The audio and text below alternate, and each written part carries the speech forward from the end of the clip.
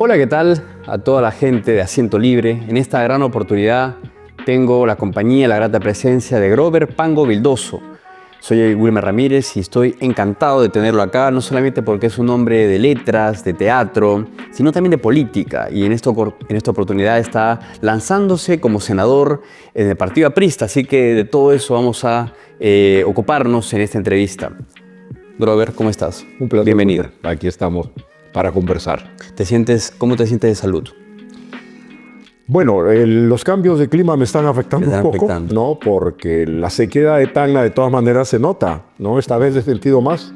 Y como tengo que viajar con frecuencia, sí, ahora he sentido esa característica del sol tacneño tan deliciosa, pero que a veces me incomoda porque me hace transpirar más de la cuenta, ¿no? La humedad también, ¿no? Sí, pues también, sin duda. Pero eso yo lo supero, digamos, de muchas maneras con la agenda que tengo, con las cosas que quiero hacer, ¿no? Y en eso estamos. ¿Y estás en Tacna precisamente hace muy poco, más o menos?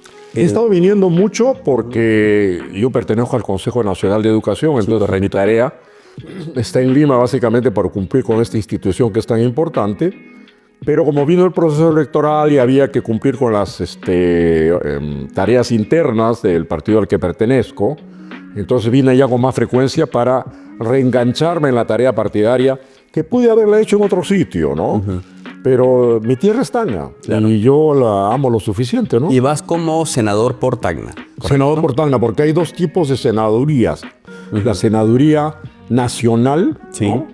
Y de 35, y la regional, digamos, de 25, donde está cada uno de los departamentos. Correcto. Y en ese caso, Tacna corresponde a ese grupo. ¿Cuántos escaños ocupa Tacna en cuanto a Senado? Uno. Uno solo. Uno solo, o sea, y dos para diputados. Tú compites con todos los que haya. Con los que, claro. Yo solo, ¿no? Bien, hablemos un poco más de tu trayectoria. Grover Pango, ha sido ministro de Educación en la época del primer gobierno de Alan García, también fue alcalde por Tacna en la época del 83 al 85 y también, digamos, ha estado constantemente, digamos, en el plano educativo. Particularmente ha sido también nombrado como amauta, ya ha recibido algunas distinciones, publicado muchos libros, etc. Tu trayectoria comienza, vamos a hablar, primero vamos al tema, digamos, artístico. ¿Cómo fue tu paso de manera breve? Tienes un libro, 10 años del GTT, del Grupo Teatral Tacna. Cuéntanos, por favor, ese breve paso del 69 al 78. No tan breve, ¿no? Porque fue una década muy claro, intensa. Para la larga data que tiene el Grupo Teatral. El Grupo Teatral Tacna. Yo fui testigo del nacimiento del grupo, no fui uno de los fundadores, ¿no? Yo estaba atento a lo que pasaba. Quien me llevó al grupo de teatro fue Pepe Gilio, ¿no? Yo me veía con frecuencia con Pepe y me invitó, ¿no? Él ya pertenecía, claro, a lo que era el teatro experimental de la Casa de la Cultura, ¿no? Antes de llamarse Grupo Teatral Tacna. Y pertenecía a lo que era la Casa de la Cultura, ¿no? Lo que hoy correspondería al Ministerio de Cultura. Correcto. Entonces, ahí hubo una crisis interna, por llamar así, de carácter burocrático. Estaba Liber al frente de ese grupo experimental, Liber Forti, al frente del grupo experimental, y como se produjo una desinteligencia con el Instituto Nacional de Cultura, decidieron irse, digamos, de manera independiente. Así nace el Grupo Teatral Tacna, ¿no? Sí, claro. O sea que de alguna manera la Casa de la Cultura lo auspició, sí, ¿no? Para luego conseguir o lograr el grupo independizarse, ¿no? Se escindió directamente de la Casa de la Cultura y se formó el Grupo Teatral Tacna. Efectivamente, así fue. Esos 10 años, digamos, tú protagonizabas obras, eras un actor, porque tu voz, me han contado, tienes un poder de oratoria muy, muy imponente. ¿Te ayudaba mucho también para interpretar algunos personajes o cómo fue tu actividad? Fui actor, fui director también, ¿no? Estuve en la dirección artística y también formé parte, digamos, de la parte administrativa del grupo, que sigue siendo para mí una de las escuelas más hermosas que he tenido en la vida, ¿no? Que organizó este hombre extraordinario que fue Liber Forti, un hombre que nos enseñó a ser libres, ¿no? con respeto por los demás, que nos enseñó que había muchas maneras de buscar la justicia, pero la justicia, fíjate que estamos hablando de otro tema que no tiene que ver con el teatro, pero nunca pudimos separarnos de ese tipo de formación e información que Líber nos daba, porque él era, y así fue hasta el final de su vida, un libre pensador que había sufrido persecuciones y en un cárcel, ¿no? Entonces, por sus ideas. Había estado preso Líber. Sí, más de una vez. Bueno, anarquista en Bolivia. En Bolivia, porque siendo el argentino, afincó en Bolivia, claro, ¿no? Y casi toda su vida de director de teatro la hizo allí. Pero era un director de teatro pues sin un cartón, ¿no? O sea, no podía exhibir un título, ¿no? Porque lo había hecho en el trabajo. Empíricamente, pero con resultados. Que es lo que a mí me parecía más bonito, ¿no? Y ahí me di cuenta que se podía llegar a ser brillante, ¿no? Académicamente, pero también de manera libre, ¿no? Sólida, muy respetuosa, ¿no? Porque no era un fanfarrón ni un patán, ¿no? Era un hombre muy bien formado, pues, ¿no? Que, vaya, ojalá un profesor de teatro formalmente preparado hubiera tenido la información, la sapiencia, el contacto que Líber tenía con tantísima gente, ¿no? Era amigo de muchísimos hombres de teatro, autores incluidos, y por supuesto actores, muchísimos, ¿no? Claro, eso dio pie, por ejemplo, a lo que mi compañero Dorian luego con el tiempo fundaron un centro cultural con el nombre, ¿no? Se tomaron ese nombre, qué bueno. Sí, entonces, honra y homenaje, por supuesto, a Líber Forti. Entonces, ese paso por el teatro, digamos, también te dotó de alguna capacidad humana, digamos, de hermandad, de fraternidad, como el logo y el emblema del grupo lo dice. Y la parte política, ¿cómo llega a tu vida? Había llegado antes. Ya eras un... Había llegado antes porque... ¿Siempre por el APRA? Siempre por el APRA. Mi papá fue militante del APRA, ¿no? Era un hombre discreto, no era un militante activo, ¿no? Tuvo que soportar algunos vejámenes también cuando cae el gobierno de José Luis Bustamante Rivero, ¿no? Yo recién tenía 1 año. Y eso parece que lo afectó mucho a él, ¿no? Sin embargo, no podía, me imagino que encontró alguna razón para ponerme en la ruta.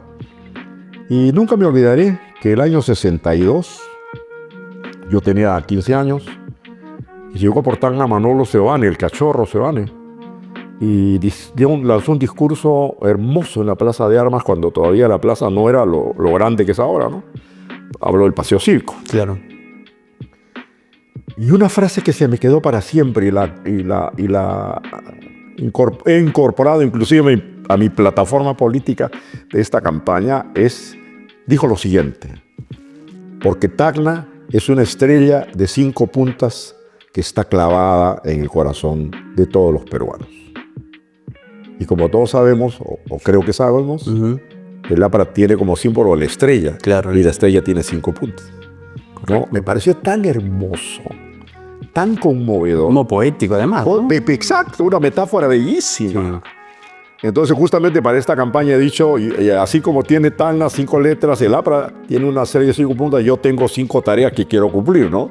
Eso es un poco lo que he grabado para esta campaña, ¿no?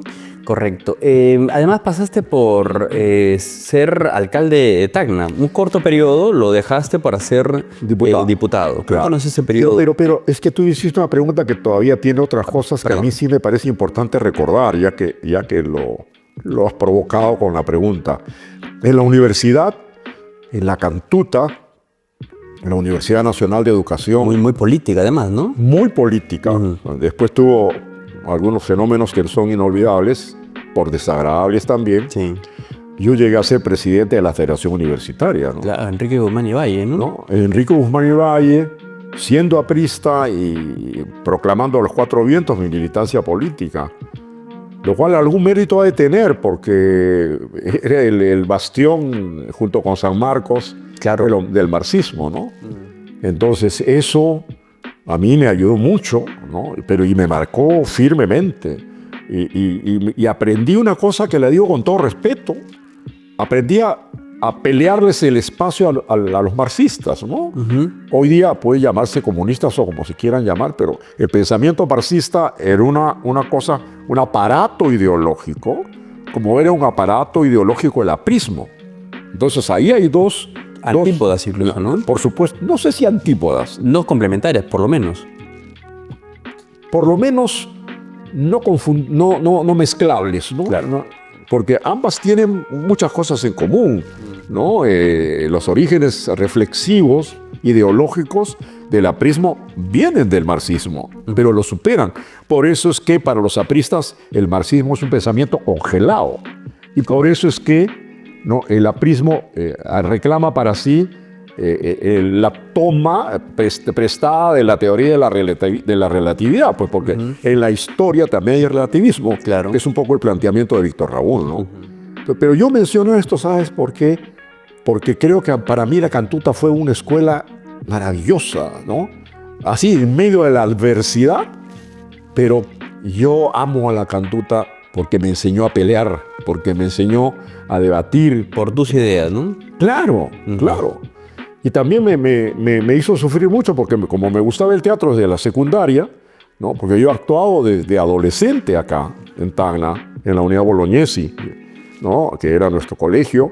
Yo he actuado en varias obras, nos dirigía Carlos Ayala Guzmán, que era un profesor de educación técnica, pero que amaba el teatro y que venía de la Cantuta, qué maravilla. Entonces se me juntaban varias cosas ahí en esta formación. Y me voy a la Cantuta y lo primero que hago es inscribirme en teatro. Y después me entero que el profesor de teatro era un marxista terrible. No voy a ni mencionar el nombre, pero si quieres lo menciono. Por favor. Y me excluyó. Pero me excluyó totalmente. Por ser aprista. Por ser aprista. ¿No? Entonces, está muerto ya. Estaba, ¿cómo se llamaba? Víctor Zavala Cataño. Y estaba dentro de la gente cercana a Abimael Guzmán, ¿no? Ah, caramba. Entonces No. era un Pero vino después. pro senderista. Sí. No, pro senderista. Bueno, senderista netamente. Completo. Bueno, de la que te liberaste finalmente, ¿no? ¿Qué te hubiera enseñado? ¿Qué cosa, qué ideología, qué hubiera traspasado, digamos, hubiera cruzado lo que tú tenías? Sí, pues, sí. Y a la edad que tenías, además. Además, a esa edad. Y ¿sabes qué? Eso también me permitió, años después, el año 71, 72, ¿no? Ser parte de un grupo de profesores en Tacna que organizamos la Federación de Educadores de Tacna, que fue el antecedente tacneño del SUTEP. ¿Ya? Que es otro capítulo que a mí particularmente me emociona mucho y por eso es que formo parte de la gente que estuvo en la fundación del SUTEP con Horacio Ceballos y con un montón de gente.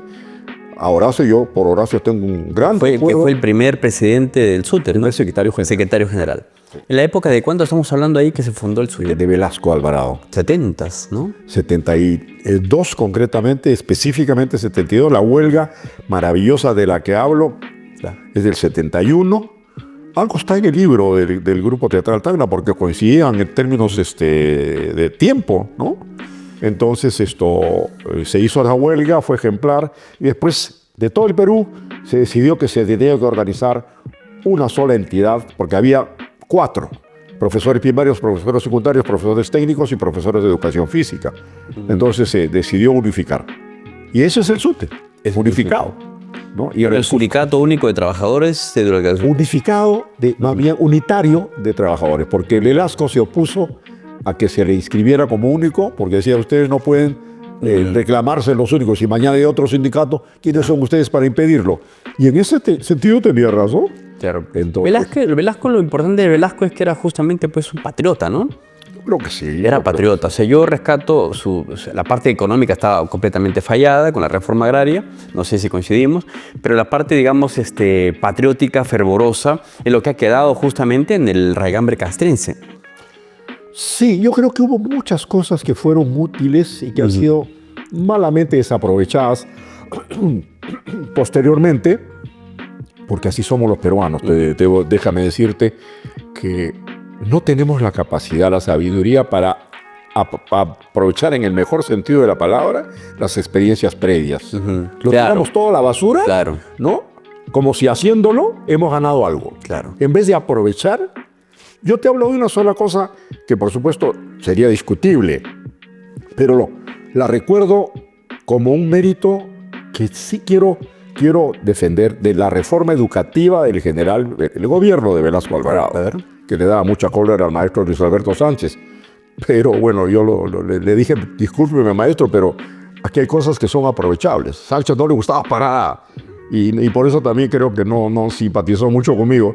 Pero a lo que voy, la nuclearización, por ejemplo, no sé si tú recuerdas el concepto, que hacía pensar que el territorio de las ciudades tenían la suficiente capacidad para administrar a todos los que estaban dentro de ese territorio. Si estamos en Leoncio Prado, pues Leoncio Prado podía ser un núcleo educativo comunal y por lo tanto todos los habitantes de este distrito, digamos así, no tenían que ir a los colegios que están en el distrito, no irse a otro lado. Ya. ¿No? Entonces, esa es la nuclearización, ¿no? La nuclearización, claro. ¿no? El tema da para mucho conversar, pero ¿por qué lo menciono? Porque en grandes ciudades, y tal vez aquí también ya está ocurriendo, viven en un distrito y se van al otro distrito de unas distancias gigantescas, no, perjudicando a los propios estudiantes.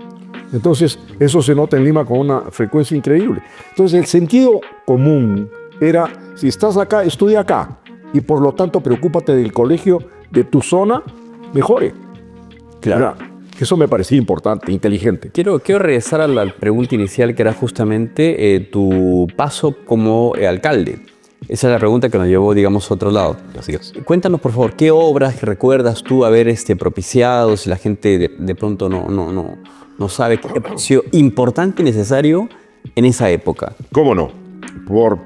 De pronto, el periodo municipal de la época era 3 años. Ya.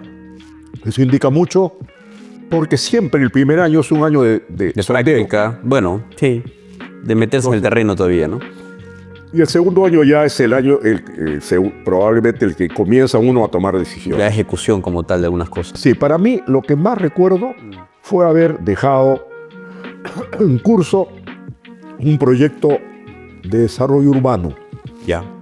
Para el crecimiento de Tacna, que después fue descuidado de una manera que no me atrevo a juzgar, pero que no me parece que fue lo mejor, ¿no? Porque hicieron vías por donde no había que hacerlas. Ya. Claro, ahora todo el mundo camina por donde te parece y lo da por hecho, pero si tú te fueras a un satélite y miraras la ciudad... Está desordenadísima. Exactamente. Ya. Porque no hubo un buen plan de desarrollo urbano. Ya. Y nosotros quisimos en esa gestión conseguir que entendiéramos que el futuro comenzaba con una planificación del territorio de una manera inteligente. Y eso, lamentablemente, después se desconoció, se olvidó. Yo creo que la ciudad está bien desordenada, en varios sentidos. Miro el Intiorco y me quiero morir de pena, ¿no? Porque hay una serie de viviendas que están puestas en unos sitios terriblemente peligrosos. Sí, con lo cual, digamos, tu visión era darle un poco de orden, digamos, a la ciudad que estaba en crecimiento ya, ¿no? Por supuesto. Época de los 80, 83, 84 ya propiamente. 84, ¿no? Ya estaba en crecimiento, ya había mucha población migrante. Ya estaba Ciudad Nueva, ya existía, ¿no es cierto? Pero a lo que voy es a que a mí los cerros es lo que me preocupa. Claro, es un peligro. Después un terremoto, ¿no es cierto? Claro. Y ese terremoto trajo a tierra te metió ahí miles de casas. Sí, totalmente. ¿No? Felizmente no hubo muertos, pero Viñani nace también por eso, ¿no? Entonces, y siguen viviendo muchas personas ahí. Claro. ¿Qué estamos haciendo? ¿Qué se espera, no? No, preocupante. Totalmente.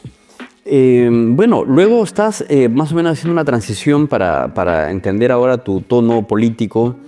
Fuiste ministro, digamos, un periodo también breve, del 80. 2 años. 85, no está breve, porque los ministros hoy día duran 6 meses. Claro, los ministros duran 6 meses, del 85 al 87, ¿no? En ese gobierno, digamos, de prueba, de transición, uno podría llamar catastrófico de Alan García. ¿Qué resultado te dejó, qué enseñanzas te dejó finalmente ese paso? No solamente tu paso por el ministerio, sino por el gobierno completamente. Primero, comprenderás que no me siento feliz de llamar catastrófico al gobierno, ¿no es cierto? Primero, por pertenecer a él, y segundo, porque hay cosas que se olvidan. La primera, Sendero Luminoso, ¿no? Que ya estaba desde los 80 dando la hora. ¿Cuántas cosas no destruyó Sendero Luminoso en esos 5 años? Claro. A mí, estando en el Cusco, dinamitaron la vía férrea en donde iba yo como ministro de Estado. Me salvé porque, bueno, ¿Por tu causa o porque ya estaba planeado? no lo sé. No, nunca tuvimos ocasión de preguntar por qué lo habían hecho y en qué momento. No, lo cierto es que volaron la línea férrea por donde yo tenía que pasar, ¿no? Caramba. En el piso de arriba del Ministerio de Educación, cuando el Ministerio de Educación quedaba en el parque universitario, pusieron una bomba en el piso de arriba. Yo estaba en el piso 11 como ministro y en el piso 12 pusieron una bomba. O sea, ¿qué no hemos visto? No. Ya. Hubo 1.024 muertos apristas en esos años. Ah, no, sí, no. Entonces, no hay discusión. el GEI se organizó cuando estábamos terminando.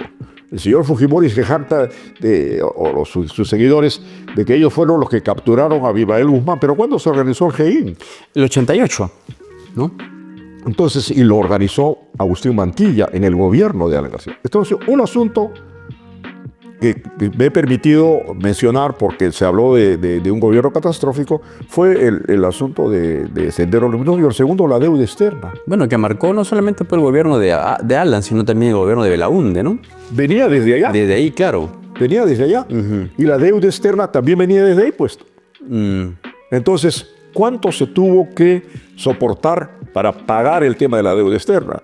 Cuando nosotros decidimos pagar el 10%, ¿no? Usted nos criticó, se nos dijo de todo. Cuando ahí nos equivocamos, creo, mucho con la estatización de la banca. Bueno, ese creo que fue nuestro peor error.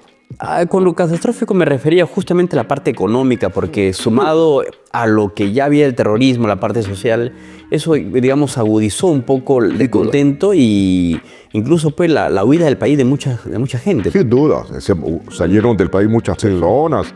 Los 12 apóstoles que se llamaban entonces decidieron no colaborar más con el régimen, ¿no? Entonces, no, yo no puedo negar que tuvimos malos resultados, ¿no? Sería obviamente, teniendo ese resultado, digamos, en la época de la segunda vuelta entre Fujimori y Vargas Llosa, imagino, creo yo, disculpa por el prejuicio, imagino que habrás votado por Vargas Llosa. No, se presentó Luis Alva Castro. No, en primera vuelta, en segunda vuelta. No, yo voté blanco. Ah, no voté por Vargas Llosa. No voté. ¿Por qué? Porque no me parecía que ninguno de los dos me representaba en mis frustraciones, en las angustias que yo vivía de aquella época. Yo en primera vuelta voté como aprista por Lucho, no, pero en la segunda vuelta dije no. Entre uno que, mira, a Vargas Llosa lo tengo admiración por lo literato, ¿no es cierto? El mundo literario. Pero su mundo político era de una ligereza. Ya. Y el otro señor, ¿no? Astuto, ¿no? Pero que para mí también merecía alta desconfianza. Entonces dije, no, en esto no me meto. No, puede ser que sea una responsabilidad, pero yo creo que en general ahora decir voto blanco, voto nulo es una salida muy fácil. Yo lo admito. Yo creo que no es lo mejor, ¿no? Pero haciendo ese análisis en todo caso, ¿por qué te hubiera gustado votar? Ya no podemos retroceder el tiempo, pero... No, pero creo que ¿no hubiera sido mejor votar por Vargas Llosa? A mí me hubiera gustado más Vargas Llosa. Ya. Puesto en la disyuntiva. Tiene esa dicotomía, claro. No me queda votar. O escogería a Vargas Llosa, claro. ¿Qué hiciste en los 90? Digamos, con este régimen tan autoritario, teníamos... ¿O cuánto apruebas, en todo caso, este régimen de los 90? Yo creo que no fue perverso, ¿no? Yo creo que hubo aciertos, en verdad, ¿no? En materia económica, sin duda. Sí. Bueno, los antifujimoristas te destrozarían inmediatamente con respecto a lo que dices. Bueno, puede ser. La parte económica, bueno, salvó a la economía, eso es innegable. Claro. Completamente innegable. Además, hizo lo que Vargas Llosa dijo que haría, ¿no? Entonces, para comenzar por eso. Yo creo que han habido aciertos. Yo no le adjudico el mérito de la derrota del senderismo, porque el señor estaba pescando en una laguna cuando... Estaba no sé, en la selva estaba. En la selva, de vacaciones, ¿no? Cuando detienen a Abimael. Eso es que no sean fanfarrones. No sé si la primera o la segunda vez que lo detienen, porque a Abimael lo tienen 2 veces. Claro, la historia es que él estaba en otra, no sabía absolutamente nada cómo operaba el Jaín. Claro, esto ya no me voy a meter pues a defender a Fujimori, sino que, digamos, quiero hacer la entrevista contigo para que me des tu opinión lo más objetiva posible respecto a eso que pasó en la época de los 90. Yo nací en el 89. Entonces, en la época de los 90 sí fue un poco, digamos, turbulento, donde uno, honestamente, te lo digo, se avergonzaba de ser peruano. En esa época se avergonzaba de ser peruano, de que haya, por un lado, terrorismo, de que haya una hambruna, de que estemos saliendo. Estos resultados se vio recién en la época de Toledo, me parece, ¿no? En la época de Toledo, más bien, ¿qué hacías tú? ¿Cuál era tu cargo? El 90, quiero regresar un poquito a Fujimori, porque el 90 se funda Foro Educativo, que es esta institución ideada por el padre Ricardo Morales Basadre, jesuita, con el que yo tenía una particular relación de cercanía, porque yo venía del colegio jesuita, ¿no? Entonces tenía amistad con Ricardo, además que él es sobrino de don Jorge, un sobrino de don Jorge Basadre. Entonces, digo esto porque en las conversaciones que tuvimos comenzando el gobierno de Fujimori, ¿qué hacemos por la educación? Él, por si acaso, presidió la comisión de apoyo al Ministerio de Educación cuando yo fui ministro. Yo fui el primero en plantear un proyecto educativo nacional, que después, no voy a entrar en detalles, pero desapareció, ¿no? Con Ricardo retomamos, no solo el proyecto, pero sí una institución que reuniera diversas maneras de pensar, que era lo que a mí más me gustaba. O sea, reunir a gente que piense distinto, ¿no?, en materia educativa, pero que tenga la sabiduría y la entereza de poder sentarse en una mesa y conversar, a ver, ¿y qué nos ponemos de acuerdo? Yo siempre he creído en eso, te debo decir, Wilber, ¿no? Siempre he creído en la conveniencia de conversar.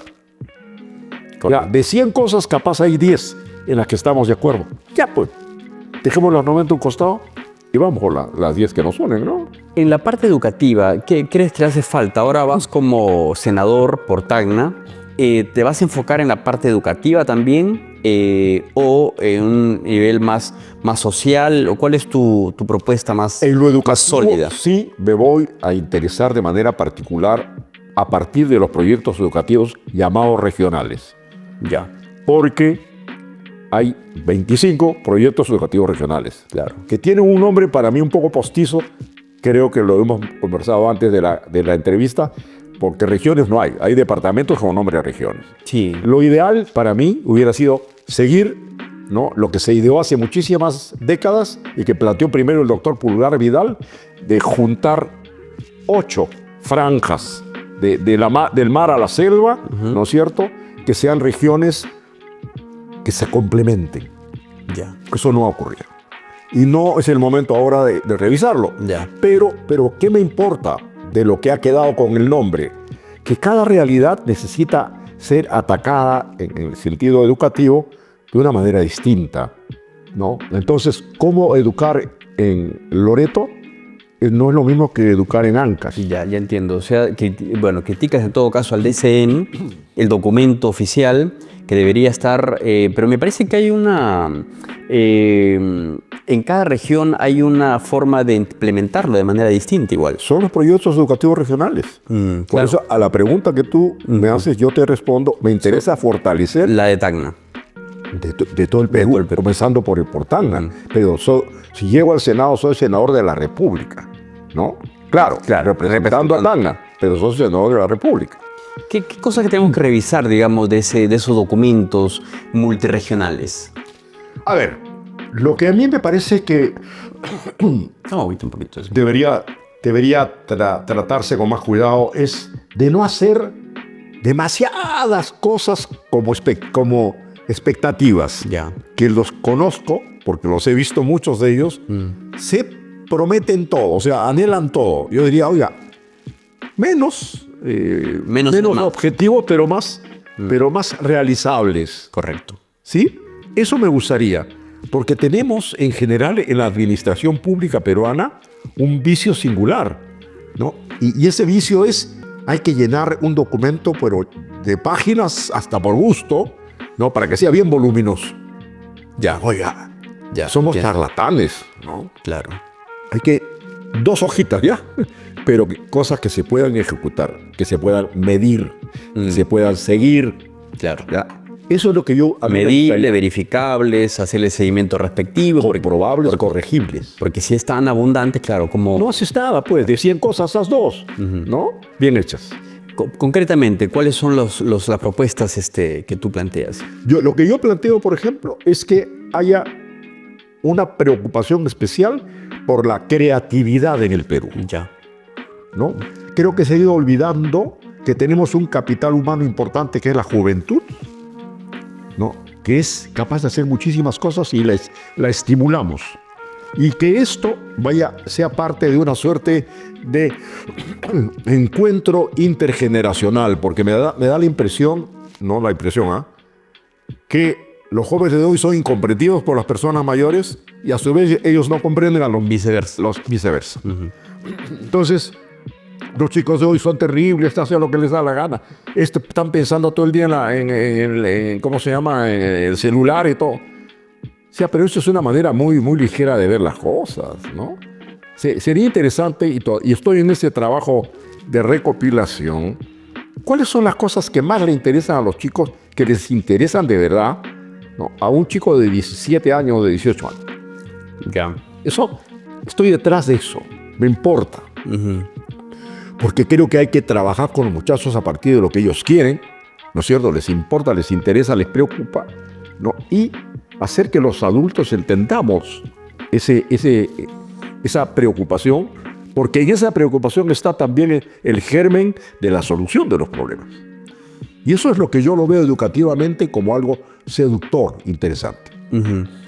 Digamos, en el factor, por ejemplo, que tú mencionas, a Tacna, concretamente, ¿qué le falta? ¿Qué le faltaría? Si la gente en Tacna te escucha, diría, ¿qué le falta en materia educativa, concretamente? Yo creo que lo que le falta en materia educativa es relacionar la educación con la productividad. ¿Qué es lo que podemos hacer en Tacna para ser más prósperos en términos materiales y, por lo tanto, reunir mejores condiciones de vida para la ciudad, que es fronteriza, que tiene una serie de elementos que no tiene Ica, Otras características, ¿no? claro. Entonces, ese tipo de reflexiones, ¿no? Yo no tengo la respuesta, quiero plantearlo de esa manera. Y aunque la tuviera, ¿no? Yo creo que lo peor que podemos hacer es decir, hay que hacer esto, Ya. aunque fuera senador.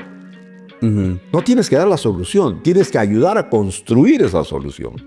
Los mecanismos que tú uses son los que importan para que protagonicemos nuestra historia, no para que venga alguien desde arriba que diga, el sabio, ¿no? Que viene a decir lo que tenemos que hacer. No, al contrario. ¿Tú estás a favor, digamos, de esta diferencia y esta forma de que no sea unicameral, sino bicameral? ¿Correcto? Hemos hablado de eso.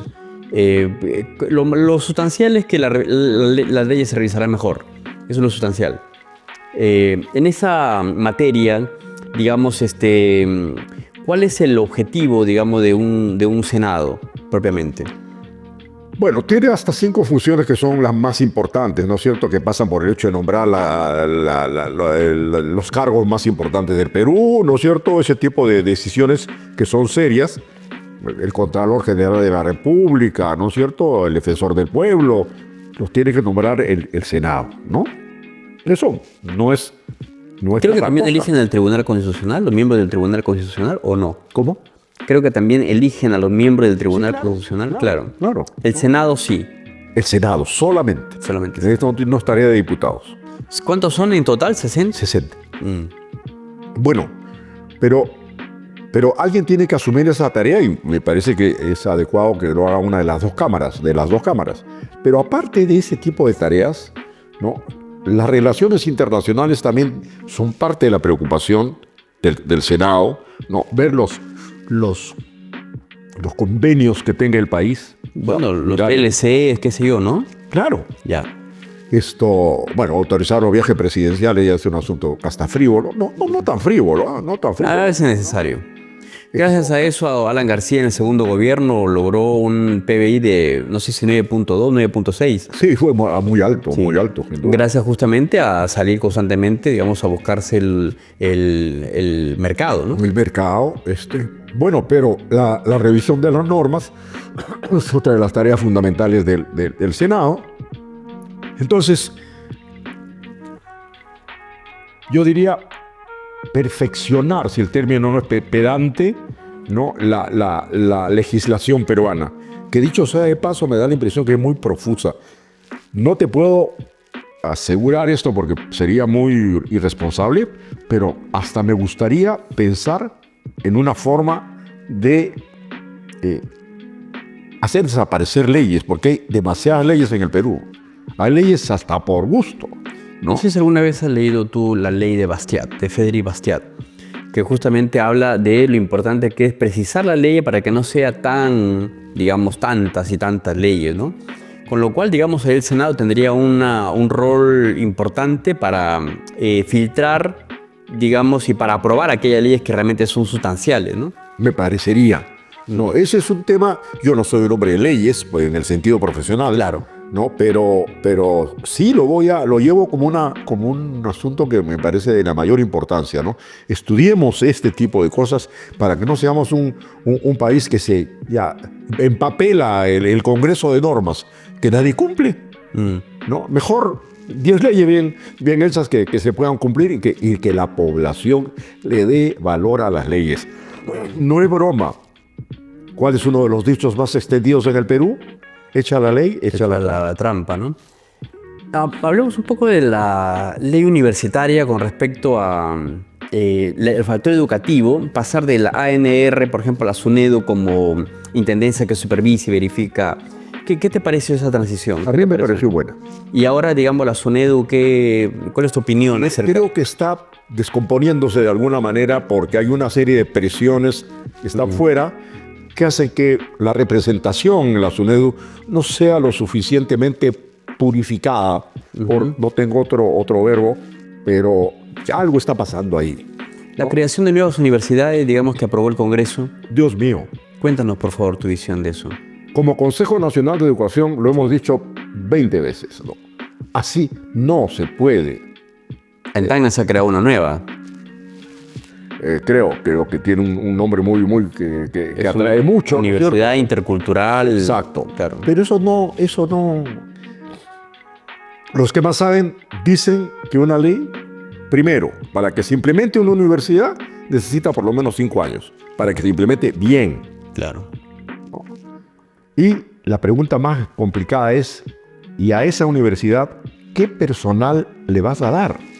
Tenemos tantos profesionales como para que sean profesores universitarios. ¿Qué te parece eso de que cualquiera puede ser profesor? Me refiero a una universidad. O sea, gente que es ingeniera, doctores, psicólogos y están enseñando, digamos. ¿Tienes una visión acerca de eso, de quiénes deben enseñar en la universidad particularmente? No tengo una visión muy clara del asunto. En todo caso, ¿no te parece mejor que deberían ser profesores de carrera especializados en diferentes áreas? Por lo menos deberían tener una preparación académica. Siendo tú profesor. Cercano a la pedagogía. Claro. Porque si es un ingeniero químico, por poner un caso. Lo que hacen es tener un diplomado en pedagogía y a enseñar. A eso voy. A esa Depende pues de la calidad de los diplomados también, ¿no? Eso es lo que a mí me preocuparía. Hay universidades que no voy a mencionar, pero que pueden dar diplomados en lo que sea, ¿no? Y se compra el diplomado, pero eso no significa ni garantiza la calidad del profesional que están haciendo egresar, ¿no? Esas universidades que se han creado, particularmente la de Tacna, por ejemplo, ¿crees que es ya irreparable? O sea, ¿se va a crear sí o sí o puede, digamos, recularse la ley y por lo tanto recular la creación? Lo más probable es que sea difícil hacer que se niegue la creación, ¿no? O sea, se va a construir igual. Pero yo creo que la demora va a ser su mejor demostración de la ineficiencia, ¿no? De que la necesidad no era tal. Hay que mejorar las que se tienen. Claro. La necesidad de crear más. Eso apunto. ¿Por qué 2 universidades nacionales en un lugar que tiene 380.000 habitantes? Exactamente, ¿no? Entonces, pero además, cuando tienes tantos retos por vencer con lo que tienes, ¿qué sentido tendría estar creando más? ¿No? Aparatos burocráticos, además, presupuesto, por el amor de Dios. Claro. La educación en el Perú. ¿Qué opinión te merece la educación en el Perú? ¿Qué nos falta, digamos, como país en cuanto a educación? Los libros que se plantean. No sé, por ejemplo, vamos a poner un caso concreto de un colegio que tenía textos con contenido sexual directamente. No sé si, me imagino que lo sabes. ¿Y qué te parece esa revisión, digamos, de textos? ¿Hasta cuánto se puede meter una persona, un colegio en la vida de la persona de manera íntima? A ver, creo que hay varias partes en la pregunta que habría que desglosar. En primer lugar, en términos de estructura curricular, etcétera, el país no está mal. Tiene una modernización teórica bastante solvente, ¿no? O sea, ahora, no olvidemos que la teoría es teoría, ¿no? Pero por ese lado, la cosa va bien, no se reconoce al sistema educativo peruano como un sistema serio. No. Es cierto que todavía no calificamos para lo que se pretende es que se nos reconozca en la OCDE, ¿no es cierto?, como un país que ha cumplido los requisitos que la organización esta reclama. Hay mucha gente en el Perú que no está necesariamente de acuerdo con eso, porque los objetivos de la OCDE son unos que tienen una mirada y una perspectiva que más corresponde a Europa, a lo que nosotros necesitamos, ¿no? Entonces ahí hay un debate que no ha quedado resuelto y que probablemente no se va a resolver fácilmente. Y no me parece que sea mayormente importante quedarse en esa... En satisfacer a la OCDE, quiere decir, ¿no? Los lineamientos que plantea. Exactamente. Para mí el problema más serio, más complicado, aparte de la estructura, que siempre será pues, que el colegio no tenga baño, ¿qué hacemos? Claro. Ahí es donde aparece otro tema sobre el cual necesito todavía pensar más, que tiene que ver, por ejemplo, con el canon minero, cosas de esas, que me preocupan a mí, porque hay muchos... O aumentar el presupuesto nacional, digamos, también a la educación. ¿Cómo? Aumentar el presupuesto nacional al factor de educación. Más que aumentar el presupuesto es saber orientar adecuadamente, porque la infraestructura educativa es fundamental. Pero ¿cómo puedes entender que haya lugares en el Perú que carezcan, colegios que carezcan de servicios higiénicos adecuados? ¿Cómo? ¿Tiene que ver con qué? ¿Con una regionalización directamente del gobierno central? Los gobiernos regionales son los que me preocupan, por eso. Entiendo. Hay una corrupción tremenda. Desinterés, como se llame. Pero ahí hay un capítulo que tenemos que abordar en materia de educación. ¿Sabes qué me atormenta? Que no tengamos suficiente capacidad para compensar a los que menos tienen como alumnos, frente a los que sí tienen posibilidades en los tiempos que vivimos, en donde el mundo y la revolución tecnológica cada día van más rápido. Entonces hay un sector X de estudiantes que están arriba, que lo tienen todo, que pueden comprar todo, entonces estarán mejor preparados para manejar esto. Y los de abajo, y los rurales, donde no llega ni siquiera internet. Ahí viene justamente la crítica pues al capitalismo que hace mucha gente, ¿no? O sea, una crítica mal direccionada, porque lo que se debería criticar es justamente la ineficiencia del gobierno. La administración de los gobiernos regionales. Claro. O del gobierno central. O del gobierno nacional. Claro. Porque estoy leyendo un artículo que dice, por ejemplo, ¿y por qué no nos compramos un satélite como país para que no haya una sola región de los Andes y de la selva? Sin internet. Sin acceso a internet. Me parece razonable. ¿Eso se puede hacer desde el Senado? Yo creo que se puede. ¿Se puede lograr esas metas? Promover ese tipo de preocupaciones. Totalmente. Pero preguntar y tomar acuerdos y que nos informen por qué sí o por qué no. No hablo del Ejecutivo. y por supuesto invitar, y uno también, el Senado también tiene capacidad de iniciativa, así que también se puede proponer leyes, ¿no?, desde el Senado, ¿no? Pero ese mecanismo todavía para mí no queda muy claro, ¿no? Pero lo que importa aquí es el objetivo, qué es lo que se necesitaría y por qué. Entonces, este asunto, lo repito porque para mí es alarmante, ¿no? Eso significa que dentro de 10 o 15 años, ¿no?, el Perú va a estar dividido, digamos, en dos, entre los que ya saben y los que no van a aprender nunca. Ya, claro. Hacemos como una población así. Esa brecha, digamos, ¿cómo se podría lograr, ¿no? Cerrar. Esa propuesta que planteas con respecto a un satélite, por ejemplo, no es tan descabellado, es una cuestión completamente posible. No tenemos el presupuesto, digamos, el monto, pero sí se puede articular desde el gobierno. Creo que es necesario y cualquier esfuerzo puede valer la pena porque se justifica, se explica por qué hay que hacer una adquisición de esta naturaleza. Bien. Pero agrégale a todo esto, por ejemplo, el mundo de la inteligencia artificial y todo lo que va apareciendo, y puede haber un sector de peruanos que nunca acceda a eso o no lo entienda. ¿Cómo hacemos cuando eso ocurra? Bueno, que no lo entiendan cuando son adultos es más comprensible, pero cuando están en plena edad de que deberían entender es complejo, ¿no? Y ahora, agrego una cosa más que no me he preguntado, pero que seguramente lo ibas a hacer. ¿Y el magisterio está preparado para esto? Bueno, el magisterio creo que tiene una preocupación constante y es una cuestión de que deberíamos satisfacer, que es justamente la idea de, por ejemplo, los salarios, ¿no? El magisterio está preocupado constantemente por el salario legítimamente. Claro. ¿no? Y a veces se despreocupa de otros factores también esenciales, como por ejemplo esto que estamos hablando, ¿no? El hecho de ver si el alumno está aprendiendo y cuánto está a la vanguardia de lo que está aconteciendo, digamos, en el mundo, ¿no? ¿Cuánto él, como persona, conoce? Está capacitado, ¿no? No, para esto, porque estoy absolutamente seguro que en muchos planteles, especialmente planteles estatales, hay chicos que se lo llevan de encuentro al profesor en materia digital, tecnológica. Grover Pango ha estado con nosotros en esta oportunidad. La entrevista ha quedado corta porque quiero hablar con él de muchas otras cosas más, seguramente en una próxima oportunidad.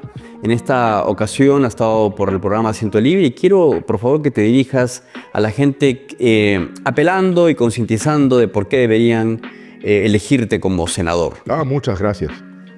Sí, yo creo que aquí hay un asunto que me parece fundamental, previo, y hay que votar con responsabilidad. Un poco lo que decías tú hace un rato cuando me planteabas la dualidad Fujimori-Vargas Llosa, ¿no? Uno tiene que ser responsable a la hora que vota, ¿no? Tiene que pensar que su voto es lo suficientemente importante para una decisión trascendental en un país. En este caso, una comunidad como la nuestra que están.